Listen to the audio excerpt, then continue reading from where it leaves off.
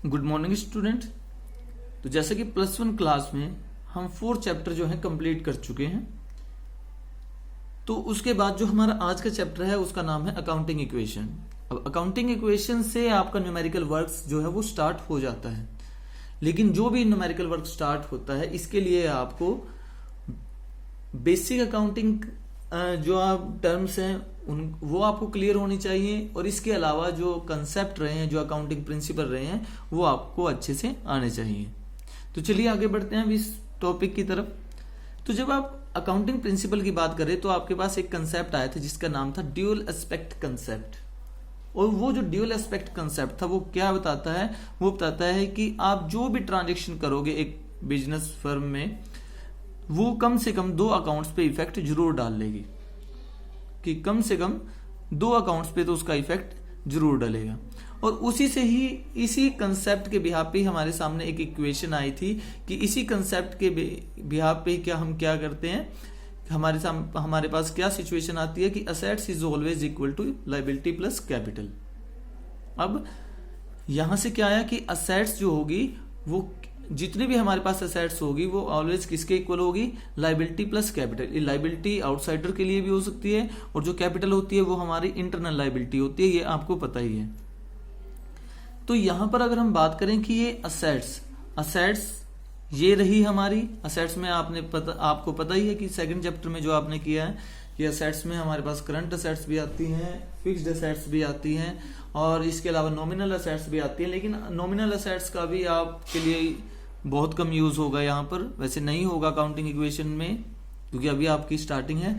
तो यहाँ देखिए करंट असेट्स में जैसे हमारे पास होता है cash in hand, cash at bank, debtor, stock, prepaid expenses भी हमारे करंट असेट्स होती हैं। और फिक्स्ड असेट्स में हमारे पास इस तरह से आते हैं फर्नीचर, मशीनरी, बिल्डिंग, जिसको हम land and building, plant and machinery भी कहते हैं।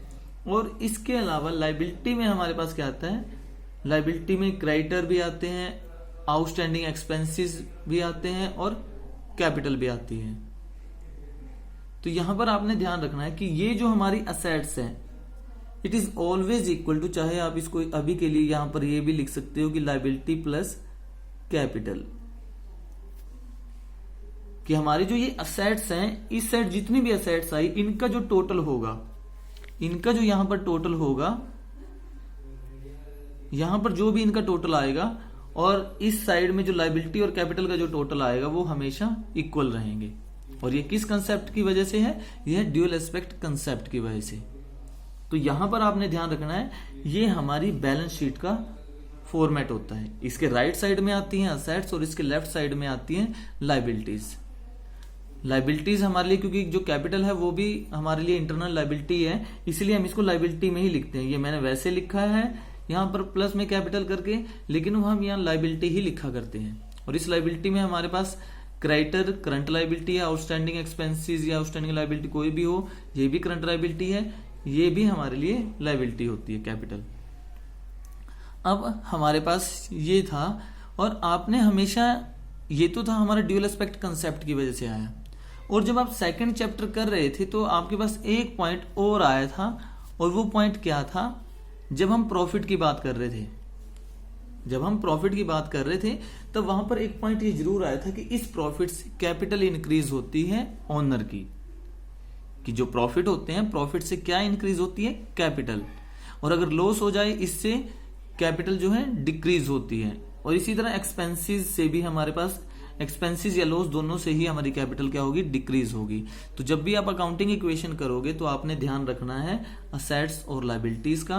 आपने ध्यान रखना है कि जब भी आपको कहीं से भी प्रॉफिट होता है तो वो कैपिटल को इंक्रीज करेगा, वो कैपिटल इंक्रीज हो जाएगी उस प्रॉफिट की अमाउंट से। उसी तरह लॉस और एक्सपेंसेस, जब भी लॉस और एक्सपेंसेस होगा, लॉस या एक्सपेंसेस की वजह से ये कैपिटल जो है वो डिक्रीज हो जाएगी। तो हम चलो एक एग्जांपल लेकर चलते हैं और देखते हैं कि ये जो अकाउंटिंग इक्वेशन है ये कैसे प्रिपेयर की जाती है। अकाउंटिंग इक्वेशन का परफॉर्मा जो है बड़ा सिंपल है।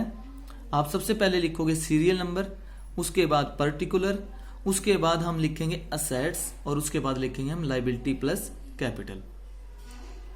तो यही होती है, क्योंकि हमारे पास यही इक्वेशन थी ड्यूअल एस्पेक्ट कंसेप्ट के बिहाफ पे कि assets is always equal to liability plus capital. Means इस साइड का जितना भी सम होगा वो इस साइड के इक्वल होना चाहिए। अब देखिए इसको कैसे प्रिपेयर करते हैं, बस आपने ध्यान रखना है कि करना क्या है। जैसे मैं कुछ एग्जांपल भी इसमें यूज कर रहा हूं, देखते रहिएगा। कि जैसे बिजनेस स्टार्टेड विद कैश, कि स्टार्टिंग में जब बिजनेस स्टार्ट होता है तो कैश से भी स्टार्ट हो सकता, कैश के अलावा कुछ और भी वो लगा सकता है, जैसे गुड्स लेकर आ गया। तो जैसे हम इस एग्जांपल में लेकर चल रहे हैं कि बिजनेस जब स्टार्ट हुआ तो उसमें 4 लाख जो थे, बिजनेस स्टार्ट किया तो 4 लाख का कैश लगाया और कुछ गुड्स थी उसमें गुड्स यूज की गई। यानी कि जो ओनर था, ओनर ने जब बिजनेस स्टार्ट किया तो उसने स्टार्टिंग में 4 लाख रुपये लगाकर बिजनेस स्टार्ट किया और साथ के साथ उसने 1 लाख का जो है सामान भी उसमें लगाया था, जिसको हम गुड्स कहते हैं। 4 लाख की कैश था और 1 लाख की अगर गुड्स थी तो गुड्स के लिए हमें पहले भी पता है गुड्स के लिए वर्ड यूज होता है स्टॉक, तो हमने यहां लिख दिया स्टॉक। तो एक तरह से एक चीज देखिए कि जब ओनर ने बिजनेस स्टार्ट किया तो उसने कैश लगाया और गुड्स से इंट्रोड्यूस किया बिजनेस, तो इसका मतलब कैश बढ़ गया, हमारा 4 लाख हो गया और स्टॉक हमारा हो गया 1 लाख।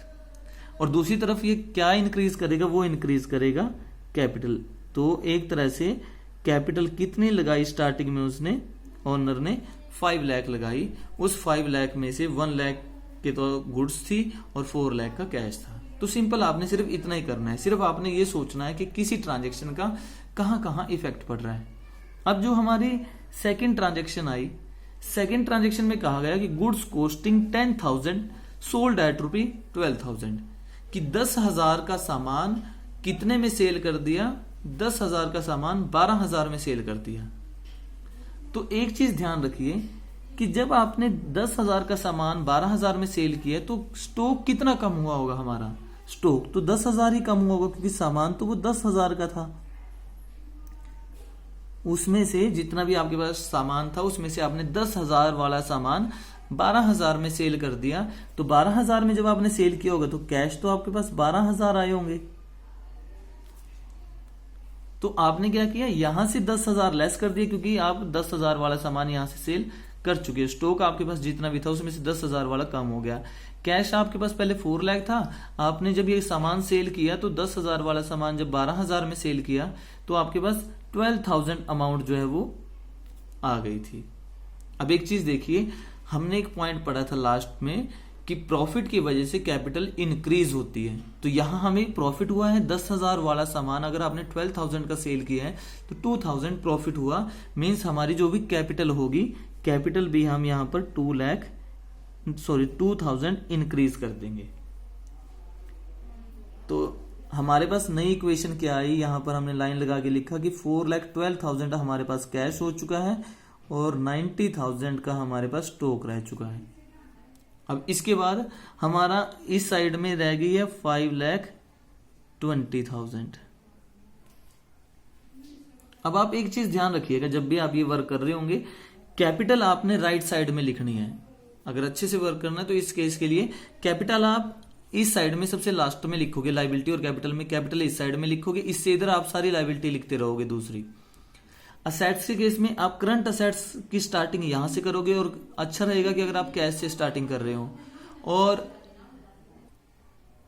और जो भी हमारी फिक्स्ड असेट्स रहेगी उसको यहां से स्टार्ट करना, कि जब भी आपके पास मानकर चलो कोई ट्रांजैक्शन आ जाती है, मानकर चलो आपने फर्नीचर परचेज किया तो फर्नीचर का कॉलम सबसे लास्ट में बनाना। यानी कि कहने का मेरा मीनिंग सिर्फ ये है, फिक्स्ड असेट्स को यहां से लिखना स्टार्ट करना इस साइड की तरफ, करंट असेट्स को यहां से लिखना स्टार्ट करना, लायबिलिटी में कैपिटल राइट साइड में लिखना, और जो भी दूसरी लायबिलिटीज होंगी जैसे क्रेडिटर हुआ, आउटस्टैंडिंग लायबिलिटी हुई, उसको इस साइड से लिखना। तो इस तरह से आपने करना है। तो चलिए अब हम नेक्स्ट पॉइंट की तरफ आते हैं। नेक्स्ट एग्जाम्पल में कहा गया नेक्स्ट पॉइंट में कि विदड्रा 10,000 फॉर पर्सनल यूज, कि ओनर ने क्या किया, बिजनेस से 10,000 रुपए विदड्रा कर लिए पर्सनल यूज के लिए। अब एक चीज देखिए, जब 10,000 वो निकाल लेगा इसका मतलब कैश कम हो जाएगा हमारा 10,000 से। और जब हम ड्राइंग की बात कर रहे थे तो ड्राइंग का इफेक्ट किस पे पड़ता है, कैपिटल पे पड़ता है। जब वो स्टार्टिंग में ओनर ने पैसे लगाए तो उससे कैपिटल इंक्रीज होगी, जब वो ओनर उसमें से पैसा निकाल रहा होगा तो कैपिटल कम हो रही होगी। तो एक तरफ यहाँ 10,000 डिक्रीज हुए यहाँ पर, और 10,000 ही हमारी कैपिटल डिक्रीज हुई। तो इस तरह से हमारे पास नई इक्वेशन क्या आई, हमारे पास कैश रह गया 4,02,000 का, स्टॉक हमारे पास एज इट इज 90,000 है, उसके बाद हमारी जो कैपिटल है वो 5,10,000 की रहेगी। एक मिनट, हमसे थोड़ी सी मिस्टेक हुई है, ये 5,02,000 था, 5,02,000 था, इसमें से 10,000 जब हम लेस करेंगे तो हमारे पास रह जाएगा 4,92,000 यहाँ पे। उसके बाद आप इसको साइड बाय साइड चेक भी कर सकते हो, जैसे जो भी आपके पास नई इक्वेशन आएगी वो ऐसे ही आनी चाहिए। देखो यहाँ का सम करके क्या आ रहा है, 5,02,000 बन रहा है, 412 और 90 ऐड करें 5,02,000, यहाँ भी इस साइड का भी सम 5,02,000 है। नई इक्वेशन आई, नई इक्वेशन में भी सम इक्वली चलता रहेगा। उसके बाद जैसे हमारे पास नई स्टेटमेंट आई, अब नई स्टेटमेंट में क्या आया, goods purchased on credit. Goods purchased on credit, हमने कुछ गुड्स परचेज की, कितने की परचेज की, 50,000 की, इसका मतलब स्टॉक हमारे पास बढ़ गया 50,000 से। अब उधार में परचेज किया, इसका मतलब कैश पे तो कोई इफेक्ट नहीं पड़ा होगा, कैश तो गया ही नहीं क्योंकि उधार में सामान परचेज किया है। जब हम उधार में सामान परचेज करते हैं तो सप्लायर जो होता है वो हमारा क्या बन जाता है, वो बन जाता है हमारा क्रेडिटर। तो हमने यहाँ क्या किया कि 50,000 के हमारे हो गए क्रेडिटर, कि जब भी हम उधार में सामान परचेज करते हैं तो हमारे क्रेडिटर बढ़ जाते हैं। तो हमने यहाँ पर वही किया, इसका मतलब कैश हमारे पास नई इक्वेशन में उतने का उतना ही है 4,02,000, और हमारा जो स्टॉक हो गया वो बढ़कर हो गया 1,40,000। 50,000 के हमारे क्रेडिटर हो गए और 4,92,000 हमारी कैपिटल ही है। अब उसके बाद हमारा जो नेक्स्ट पॉइंट है, नेक्स्ट पॉइंट में मानकर चलो हमारे पास क्या आया कि गुड सोल्ड ऑन क्रेडिट, हमने उधार में कुछ सामान सेल कर दिया 8,000 में, और कॉस्ट क्या थी उसकी 6,000 की, सामान की कॉस्ट थी 6,000 लेकिन हमने उसको सेल कितने में किया, 8,000 में। अब वही बात है कि सामान की कॉस्ट थी 6,000, 6,000 वाला सामान हमने सेल किया तो इसका मतलब 6,000 का सामान गया, लेकिन सेल कितने में किया, 8,000 में। अगर कैश में सेल किया होता तो कैश बढ़ जाता है यहाँ 8,000, लेकिन उसने कैसे सेल किया, ये क्रेडिट पे सेल किया, यानी उधार में सेल किया है। और जब हम उधार में सेल करते हैं तो हमारे डेटर बढ़ जाते हैं, यानी कि हम नेक्स्ट कॉलम बनाएंगे क्योंकि ये भी हमारी करंट असेट्स है। डेटर का हमने कॉलम बनाया, हमारा यहाँ पर डेटर बढ़ गया, लेने हमने कितने हैं 8,000। तो यहां से क्या इफेक्ट पड़ा, 6,000 वाला सामान जो है हमने कितने में सेल किया, 8,000 में। 2,000 प्रॉफिट यहां पर हो गया, तो 2,000 हमने कैपिटल इंक्रीज कर दी। याद रखना कि प्रॉफिट और लॉस का इफेक्ट हमारी कैपिटल पे जरूर पड़ता है। प्रॉफिट से कैपिटल इंक्रीज होती है और लॉस से एक्सपेंसिव से कैपिटल डिक्रीज होती है। तो यहां पर ये हो गया, और हमारे पास नई इक्वेशन क्या आई, 4,02,000 और इधर से 1,34,000, ये आई 8,000। तो हमारे पास एक तरह से ये क्या हो गया कि 4,02,000 का कैश ही था और स्टॉक हमारा रह गया 1,34,000, 8,000 के हमारे डेटर हो चुके हैं, और इधर हमारा 50,000 के क्रेडिटर हैं और 4,94,000 के हो चुके हैं कैपिटल। तो अब जो हमारे पास नेक्स्ट वर्क रहेगा, अब हमारा जो नेक्स्ट पॉइंट है वो देखिए कि जैसे हमने फर्नीचर परचेज किया, फर्नीचर होती है हमारी फिक्स्ड असेट्स, तो हमने क्या किया, एक तरह से नॉन करंट असेट्स। तो जैसे मैंने पहले भी कहा था कि जब भी आपके पास फिक्स्ड असेट्स आए उसको राइट साइड से लिखना शुरू करो। हमने यहां पर लिख दिया फर्नीचर। अब आपने क्वेश्चन में आया कि फर्नीचर परचेज किया 50,000 का, जब कुछ भी ना मेंशन हो तो हम उसको कैश ही मानकर चलते हैं कि कैश में परचेज किया है। तो इस तरह से 50,000 का हमारे पास फर्नीचर हो गया, 50,000 का फर्नीचर हो गया, और जब हमने कैश में परचेज किया तो 50,000 हमारे पास से कैश कम हो गया, बाकी जगह कोई इफेक्ट नहीं पड़ा। तो एक तरह से हमारे पास ये आ गया 3,52,000 हमारा कैश रह गया, स्टॉक हमारे पास 134 का ही है, 8,000 के डेटर हमारे एज इट इज हैं, और 50,000 की हो गई है हमारी यहाँ पर हो गई है फिक्स्ड एसेट्स मीन्स फर्नीचर हो चुका है।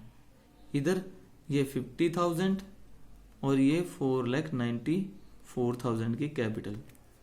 अब जैसे इसके बाद आया कि मशीनरी परचेज्ड जब आई तो मशीनरी परचेज्ड हमने की 10,000 की। अब ये भी हमारी फिक्स्ड एसेट्स हैं, तो हमने अभी भी यही किया, हमने यहां पर मशीनरी लिख लिया। अब मशीनरी का पॉइंट जब आया तो वही पॉइंट, मशीनरी हमने 10,000 की परचेज की है, 10,000 की मशीनरी बढ़ गई, और 10,000 जब यहाँ कुछ भी नहीं लिखा हुआ है तो इसको कैश में ही परचेज किया होगा। मशीनरी जब परचेज की तो 10,000 हमारा ये कम हो गया। तो ओवरऑल अगर देखा जाए तो हमारे पास इक्वेशन क्या आई लास्ट में, जो फाइनल हमारे पास इक्वेशन जो आई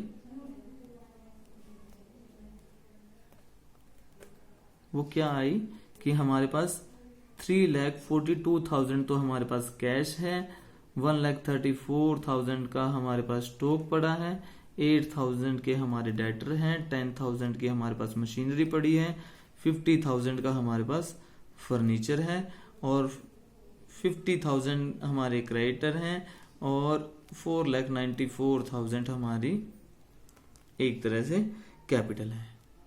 अगर हम इस सारी इंफॉर्मेशन को अगर हम बैलेंस शीट में लिखना चाहते हैं तो बैलेंस शीट में इसको कैसे लिखेंगे, कैश के सामने हम 3,42,000 लिख देंगे, 1,34,000 हम यहाँ लिख देंगे, 8,000 यहाँ। तो जैसे मैं आपको एक बार फिल करके दिखाता हूं, तो देखिए यहाँ पर हमने वही किया सेम कि क्रेडिटर हमारे 50,000 के थे, हमने क्रेडिटर लिख दिए, कैपिटल हमारी 4,94,000 की हो चुकी थी वो लिख दी, रिमेनिंग अगर नहीं है तो ये बीच में लिखने की आपको जरूरत नहीं है। सेम इसी तरह कैश का बैलेंस 3,42,000 था, डेटर हमारे पास 8,000 के थे, स्टॉक 1,34,000 का था, फर्नीचर 10,000 का था, सॉरी आई थिंक फर्नीचर 50,000 का था, और जो मशीन थी वो 10,000 की थी। तो हमने ये कर लिया, और इस तरह से जो हमारा सम आया वो आया 5,44,000। तो यहां से हमें क्या पता चल रहा है कि ड्यूल एस्पेक्ट कंसेप्ट में जो हमारे पास आया था कि assets is always equal to liability plus capital. तो ये है सिर्फ अकाउंटिंग इक्वेशन जो आपने बनानी है। अब लेकिन उस पॉइंट में अब आप ये सोच रहे होंगे यहाँ पर प्रीपेड एक्सपेंसेस का पॉइंट नहीं आया, आउटस्टैंडिंग लायबिलिटी का नहीं आया, तो इसका क्या करते। अगर प्रीपेड एक्सपेंसेस है तो ध्यान रखिए, जब आप कोई एक्सपेंसेस एडवांस में पे कर देते हो, तो एडवांस में आपने मान के चलो रेंट पे कर दिया, तो उसका इफेक्ट क्या पड़ेगा। रेंट हमारे लिए एक्सपेंसेस है, एक्सपेंसेस के लिए अकाउंटिंग इक्वेशन में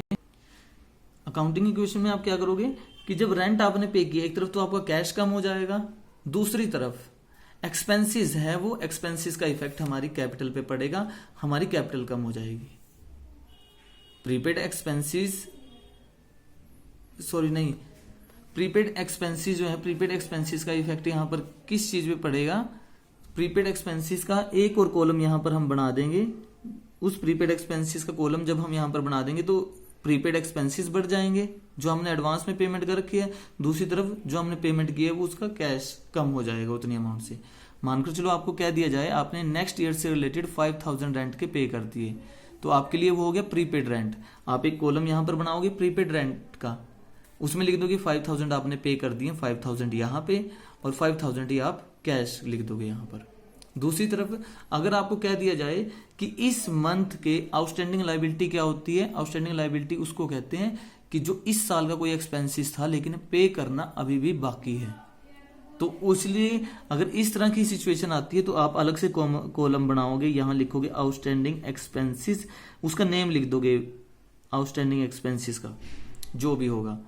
तो जैसे यहां पर मानकर चलो ऐसा होता है कि आउटस्टैंडिंग सैलरी कि इस साल आपने 10,000 सैलरी अभी तक एम्प्लॉयज की पे नहीं की, तो अगर आपकी इस साल की कोई सैलरी पेंडिंग है, एक्सपेंसेस पेंडिंग है, तो 10,000 आप यहां लिखोगे कि आपके एक्सपेंसेस हैं 10,000 के अभी भी।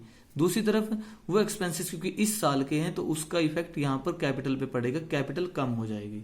ध्यान रखिए अगर आपके पास आउटस्टैंडिंग लायबिलिटी आती है, आउटस्टैंडिंग एक्सपेंसेस आता है, तो एक तरफ तो आप उसको आउटस्टैंडिंग एक्सपेंसेस के कॉलम में दिखाओगे क्योंकि लायबिलिटी है आपकी, वो आपने पे करने आए। दूसरी तरफ एक्सपेंसेस का उसका इफेक्ट पड़ेगा कि आपने अभी तक पे नहीं किए, वो इस साल के एक्सपेंसेस है, उस एक्सपेंसेस की वजह से कैपिटल कम हो जाएगी, कैपिटल कम हो जाएगी क्योंकि एक्सपेंसेस है। मैंने आपको पहले भी कहा था कि एक्सपेंसेस की वजह से कैपिटल कम हो जाती है। और दूसरी तरफ अब एक्सपेंसेस तो ये भी था कि जब हमने प्रीपेड रेंट की बात की थी, लेकिन आपने उस एक्सपेंसेस की एडवांस में पेमेंट कर दी कि अभी वो एक्सपेंसेस नहीं है, वो अभी अगले साल का एक्सपेंसेस है, इस साल के एक्सपेंसेस नहीं है, आपने एडवांस में पेमेंट कर दी, तो आपके लिए वो असेट्स बन जाएगी कि अभी वो एक्सपेंसेस नहीं है लेकिन फिर भी आपने एडवांस में पेमेंट कर दी, तो वो एडवांस में पेमेंट यहाँ पर प्रीपेड की फॉर्म में आएगी। आप जैसे यहाँ आउटस्टैंडिंग का कॉलम बनाया, यहाँ भी आप एक कहीं प्रीपेड एक्सपेंसेस का कॉलम बनाओगे, और जब भी आप एडवांस में पेमेंट कर दोगे तो एक बार तो वहां उस कॉलम में लिखी जाएगी प्रीपेड के कॉलम में, दूसरी तरफ क्योंकि आप पेमेंट कर चुके हो तो पेमेंट करने से कैश कम हुआ होगा तो आप यहाँ भी लिख रहे होंगे। तो ये आपका अकाउंटिंग इक्वेशन का चैप्टर है जो आपने इसके क्वेश्चन अब स्टार्ट करने हैं। Thank you.